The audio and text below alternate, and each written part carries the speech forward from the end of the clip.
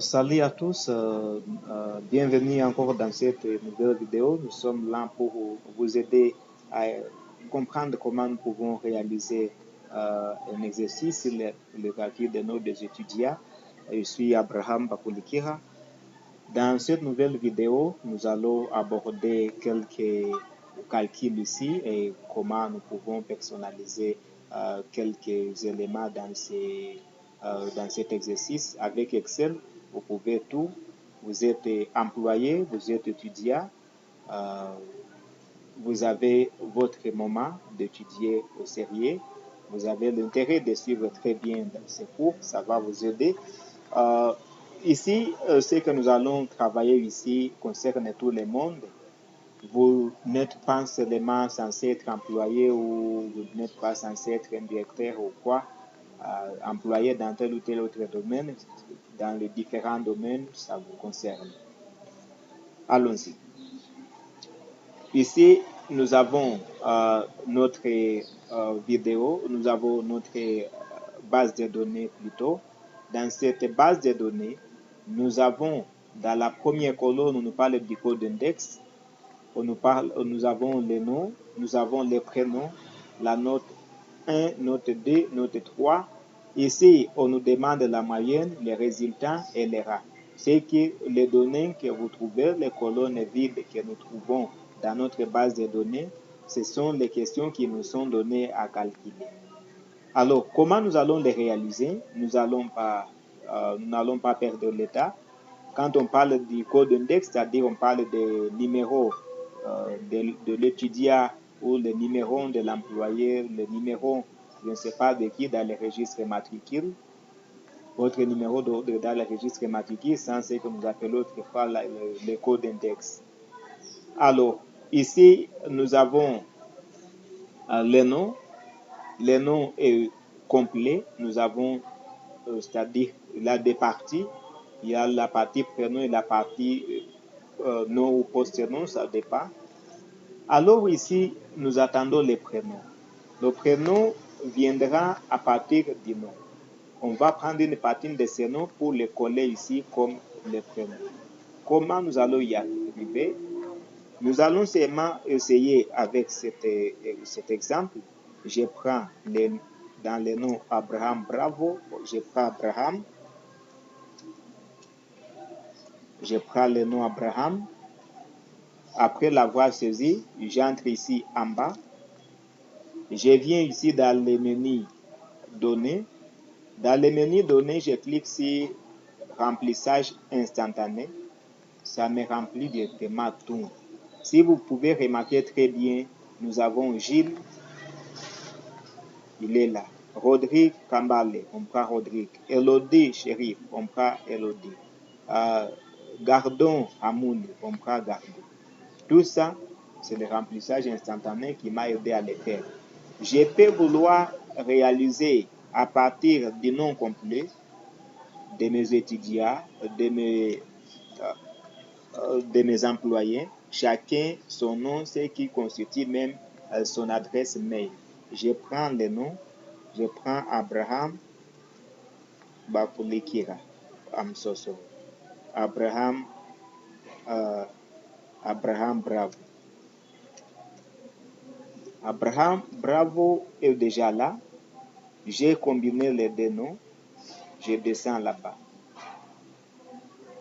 Je vais dans le remplissage instantané. Je n'ai pas encore terminé. J'ajoute l'arrobase. En ajoutant l'arrobase, c'est-à-dire si mon clavier, je dois appuyer la touche du clavier Alt et je clique sur la touche 0, ça me donne arrobase. Vous pouvez essayer aussi, ou si votre clavier n'est pas le mien, ça dépend.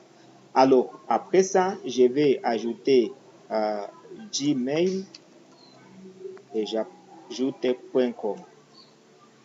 Donc, Abraham Bravo @gmail.com. Je descends là en bas. Je vais élargir un peu la colonne. Voilà. Pendant que je suis ici dans la cellule qui suit, je viens toujours dans les menus données, remplissage instantané, je clique là-bas, ça va remplir automatiquement. en prenant le nom complet du candidat, on ajoute l'arrobase, le Gmail et le .com et là c'est fini. C'est comme ça que vous pouvez le réaliser. J'espère que ça va marcher aussi chez vous. Et ceci, vous devez le réaliser quand vous utilisez Office 2013, 2016, jusqu'au-delà. Mais si vous utilisez Office 2010, 2007, c'est difficile de le réaliser, je crois.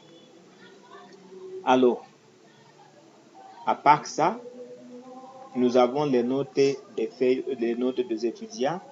Ces notes, la première note, deuxième note, troisième note. Ces notes sont les codes, les différentes codes que les étudiants ont eu au cours de leurs évaluations.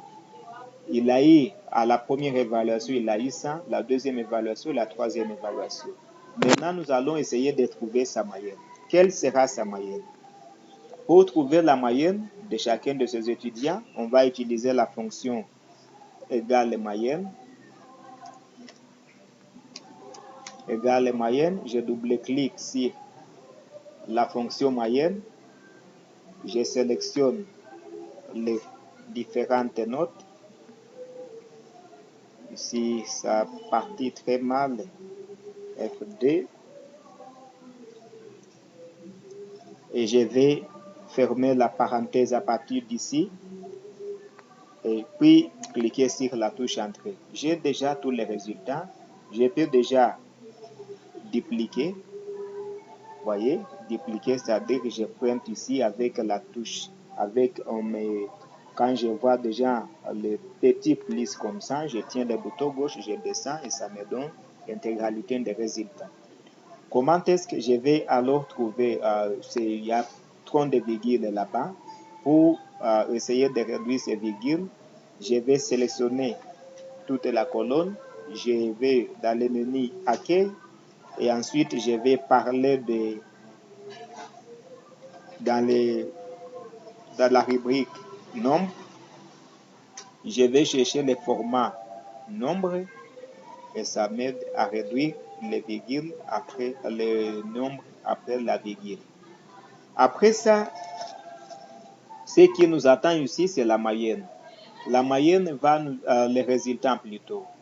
Les résultats vont nous aider à détecter. Ce sont des arguments que nous allons appliquer aux conditions pour comprendre que l'étudiant a passé, l'étudiant a échoué, il est à réorienter ou autre mention, ça dépend. Ça dépend de votre domaine.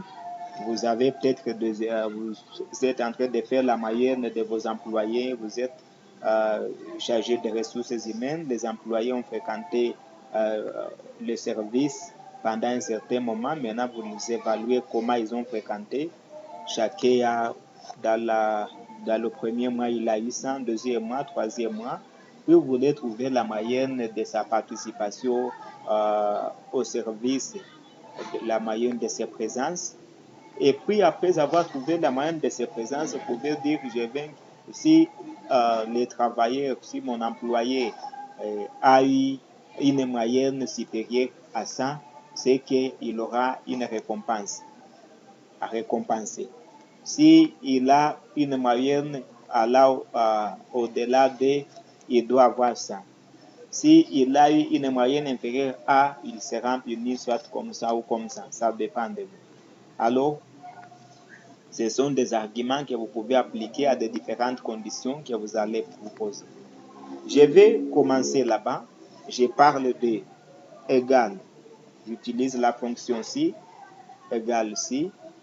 Si je clique là-bas, ça veut dire si GD est supérieur. Si GD est supérieur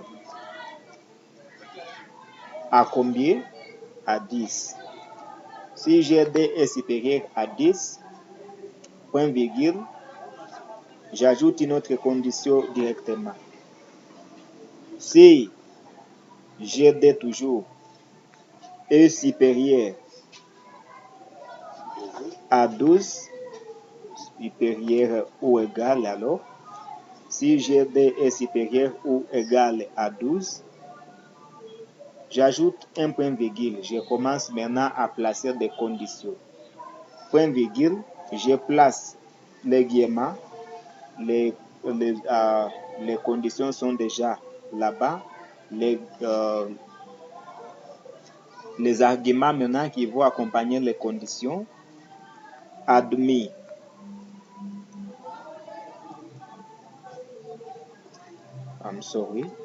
Admis passable, par exemple, sont mes arguments. Ça dépend des arguments que vous voudriez appliquer dans votre domaine, selon les cas. Je ferme les guillemets. J'ajoute encore un point virgule. Je place les guillemets encore. J'ajoute le deuxième argument selon, puisque nous avons la deuxième condition là-bas. L'argument de la deuxième condition sera admis avec mention. Admis avec mention. Je ferme les guillemets. Je ferme d'abord la parenthèse, puisque là, la première condition est terminée. La première condition, dans ces conditions, nous a dit que si l'étudiant réalise une moyenne allant au-delà de 10, il est admis passable. Vous pouvez dire il a échoué, vous pouvez dire très bien, vous pouvez dire gentil, vous pouvez dire excellent, ça dépend, sont des arguments. Les plus importants, c'est la condition. C'est-à-dire, Excel ne tient pas compte de ça, mais il tient compte de la condition. Dans la deuxième condition, on a dit que si l'étudiant va à plus ou égal à 12, cet étudiant sera admis avec mention. Et là, la condition est terminée. Je place encore un point virgule. Dans le cas où maintenant l'étudiant échoue, c'est pourquoi je place un point virgule. Dans le cas où le candidat a échoué, point virgule. Alors, une condition qui s'applique sur l'étudiant, je vais dire que si GD, c'est ça notre cellule de référence. Si GD est inférieur, vous voyez, ça c'est l'infériorité, est inférieur à combien? À 9,75 par exemple. S'il va à moins de 9,75, point virgule, je place les guillemets. Je place l'argument. C'est-à-dire, s'il va à 9,75, il est refusé.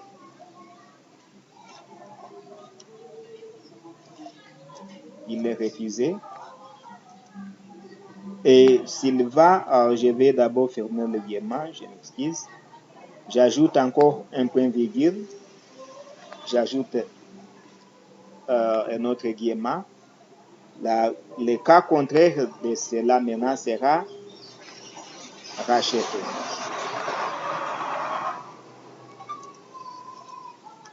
Racheté. Donc, si l'étudiant a eu une moyenne inférieure à 9,75, l'inférieur à 9,75, c'est-à-dire 74, 73, 72, 80, combien au-delà, en descendant. Maintenant, s'il va déjà à une moyenne de 9,75, 76, 77, 78, l'étudiant là est déjà racheté. C'est-à-dire peut-être soit délibéré. Vous pouvez parler de quoi là-bas, vous pouvez lui soumettre un examen de repêchage, ça dépend des conditions que vous aurez à vous poser, que vous poserez dans votre domaine ou selon votre cas. Je vais double fermer la parenthèse comme ça, et là, j'ai terminé. Une fois terminé, je double ferme la parenthèse, c'est-à-dire, puisque j'ai ouvert deux fois la parenthèse, ici, il y a une parenthèse ouverte, ici, il y a une parenthèse ouverte, et même ici. je dois fermer aussi 2 fois puisque notre parenthèse a été ouverte plus d'une fois. J'entre et je trouve les voies. Je pointe comme ça, je tiens encore les boutons, je duplique pour terminer rapidement. Alors, la mise en forme que nous allons appliquer là-bas, nous avons trouvé les différents résultats, ceux qui sont admis avec mention, ceux qui sont admis passables, ceux qui sont refusés et ceux qui sont rachetés. Ça dépend. Alors, à ce niveau, je vais appliquer une mise en forme là-bas pour détecter ça rapidement. Au lieu de lire avec les yeux, je peux, pour ne pas me fatiguer, je vais synthétiser. Avec la mise en forme conditionnelle là-bas, je viens ici, règle de mise en ciliant de cellules, je descends et je cherche texte qui contient. Pour le texte qui contient, je vais faire quoi? Si il est admis avec mention, je peux seulement prendre la première, la terminaison pour ne pas aller très loin, mention. Je clique là-bas sur format de cellule. S'il est admis avec mention, ce candidat sera, que le texte là soit coloré en couleur verte. C'est ça. Je vais accepter OK. Je vais y revenir. Je vais parler de quoi là-bas. Si il est admis passable, je prends seulement je vais prendre seulement une partie de ce quoi là-bas, de tout le texte qui est particulier à la suite. Je vais que si il est admis passable, qu'il soit coloré en couleur jaune, c'est-à-dire la cellule sera remplie en jaune. J'accepte et voilà. Si le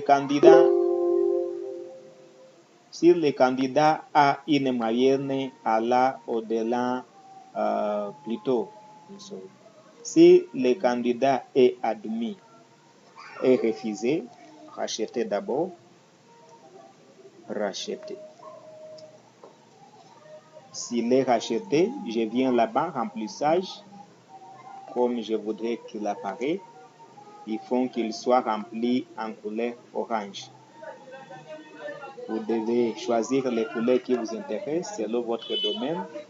Ça dépend de vous. Je reviens là-bas.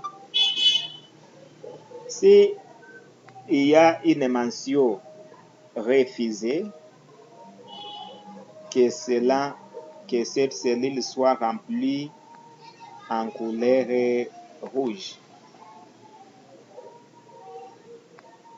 C'est ça.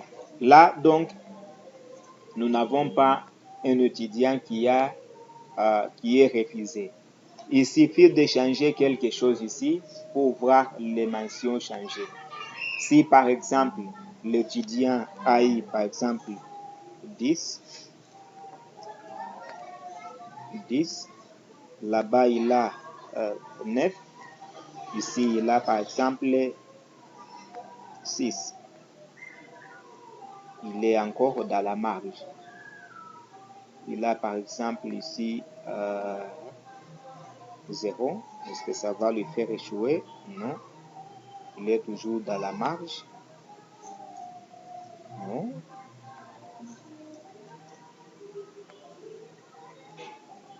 Il a toujours une moyenne de 10. Et s'il trouvait 0,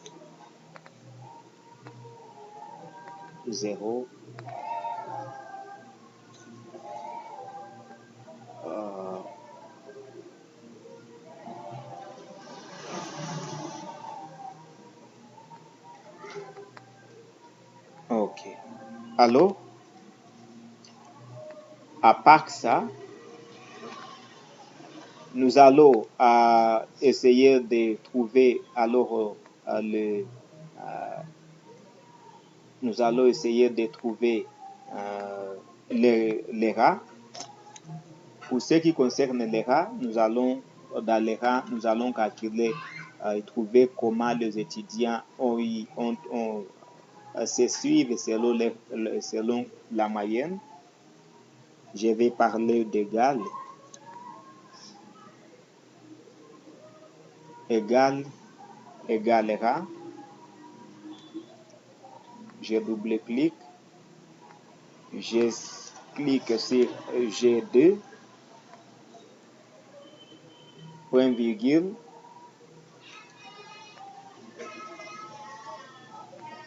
égalera G2, point virgule. Je sélectionne de G2 à G11, point virgule, j'ajoute 0. 0 signifie que nous cherchons une cellule correspondante ou une cellule égale à. Je ferme la parenthèse. Je vais aussi placer ici la référence en appuyant sur la touche F4. Je clique entre G et 11, je clique sur la touche F4 pour ajouter la référence. Ces petits dollars que nous observons, ce sont des références. J'entre et je vais sélectionner jusque là. C'est-à-dire, le premier de la salle a eu 1, plutôt le premier a eu 12, le deuxième a eu combien? 12 pour 30, ainsi de suite. Le dernier est là, le numéro 10 est là. Il faut que nous ayons la mise en jour de tout ça pour bien comprendre comment les problèmes que nous avons là-bas.